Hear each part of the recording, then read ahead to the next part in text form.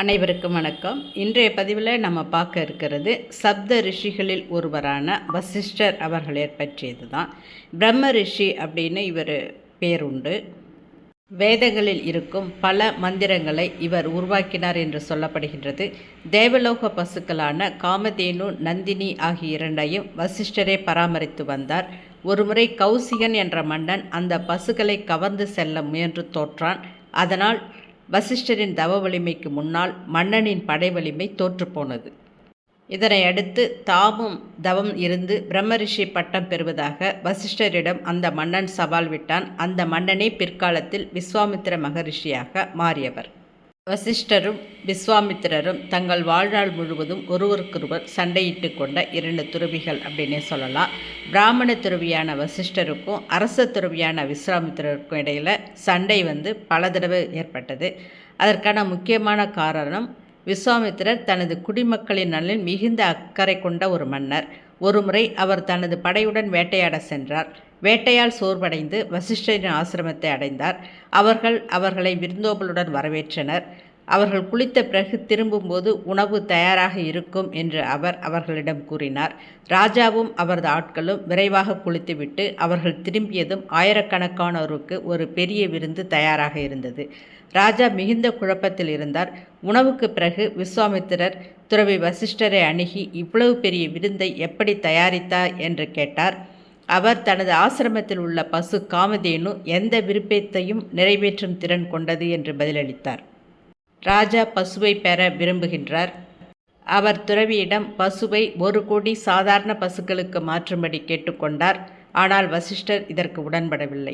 நாட்டின் உன்னதமான மற்றும் உயர்ந்த பொருட்கள் ராஜாவுக்கு சொந்தமானது என்று விஸ்வாமித்திரர் கூறினார். துறவி அதற்கும் சம்மதிக்கவில்லை. இறுதியாக விஸ்வாமித்திரர் பசுவை வலுக்கட்டாயமாக எடுத்துச் சென்றார். இவ்வாறு சண்டை தொடங்கியது. வசிஷ்டரின் விருப்பத்தை புரிந்து கொண்ட காமதேனு தனது கொம்புகளையும் வாளையும் உயர்த்தி பிடித்து கொண்டு ஒரு கொடூரமான உருவமாக நிற்கின்றாள். பசுவின் பல்வேறு கால்களிலிருந்து ஆயிரக்கணக்கான வீரர்கள் குதித்து வெளியே வருகின்றனர். ஒரு கடுமையான போர் நடந்தது. அதில் 100 மகன்களும் விஸ்வாமித்திரரின் பெரிய படையையும் தோல்வியடைந்தனர்.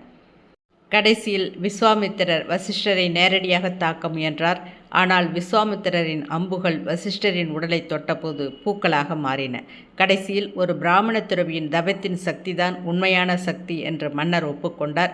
வசிஷ்டரிடமிருந்து தோல்வியை ஒப்புக்கொள்கின்றார். அன்று முதல் விஸ்வாமித்திரரின் இதயத்தில் வசிஷ்டரின் மீது ஆழமான வெறுப்பு வேரூன்றியது. 2 துறவிகளுக்கும் இடையிலான அடுத்த போட்டி சூரிய வம்சத்தை சேர்ந்த மன்னன் திரிசங்குவால் ஏற்பட்டது. திரிசங்கு உடல் ரீதியாக சொர்க்கத்தை அடைய விரும்புகின்றார். வசிஷ்டர் ராஜாவை ஊக்கப்படுத்த முயன்றார். விஸ்வாமித்திரர் இந்த விஷயத்தை கையில் எடுக்கின்றார்.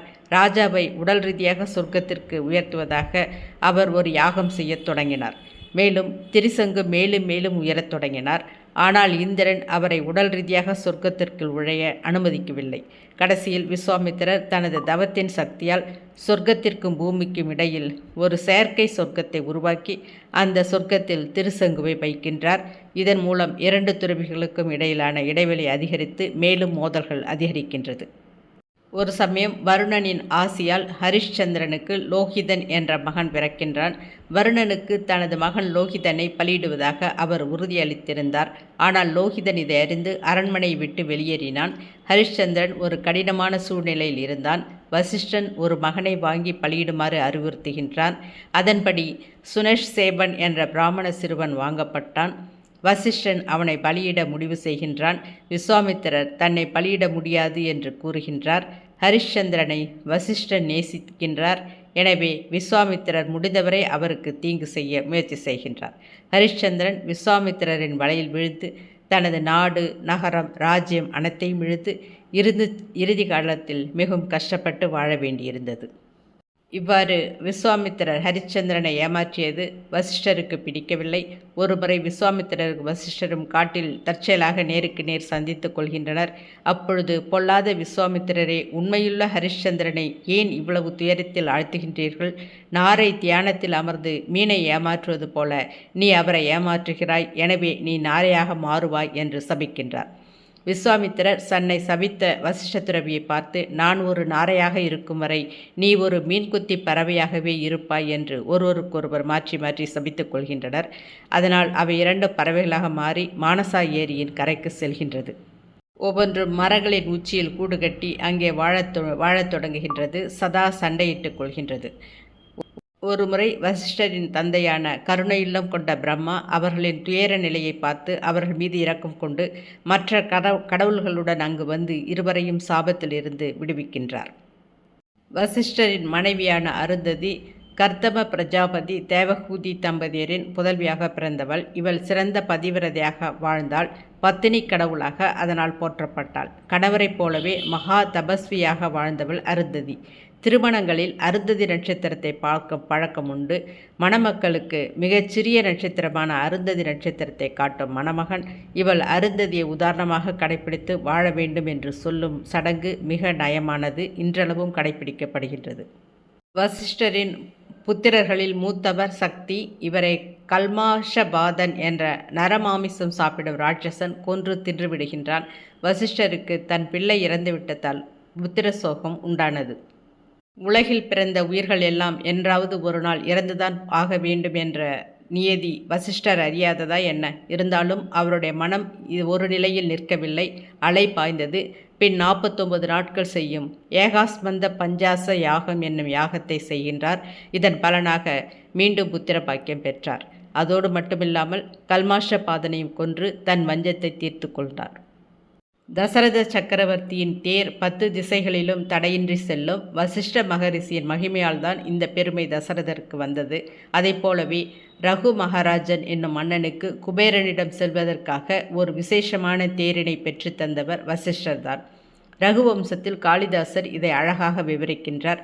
இராமாயணத்தில் தசரதருக்கு புத்திர காமஸ்ரீ யாகம் செய்து எம்பெருமான் விஷ்ணு ராமாவதாரத்தை இந்த பூமியில் எடுக்க செய்த பெருமை வசிஷ்டருக்கே உரியது. இன்னும் சொல்லப்போனால் குலகுரு வசிஷ்டரால் தான் இராமாயண வரலாறு முழுவதுமே திட்டமிடப்பட்டது.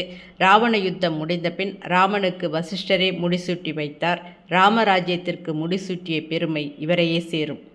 சூரிய குலத்தில் இஷபாகு வம்சத்து மன்னர்களுக்கெல்லாம் குலகுருவாக இருந்து ராஜ்ய பரிபாலனம் செய்ததில் வசிஷ்டர் முக்கிய பங்கு வகிக்கின்றார். இந்த பதிவு உங்களுக்கு பிடிச்சதுன்னா லைக் பண்ணுங்கள், ஷேர் பண்ணுங்கள், சேனலை சப்ஸ்கிரைப் பண்ணுங்கள். நன்றி, வணக்கம்.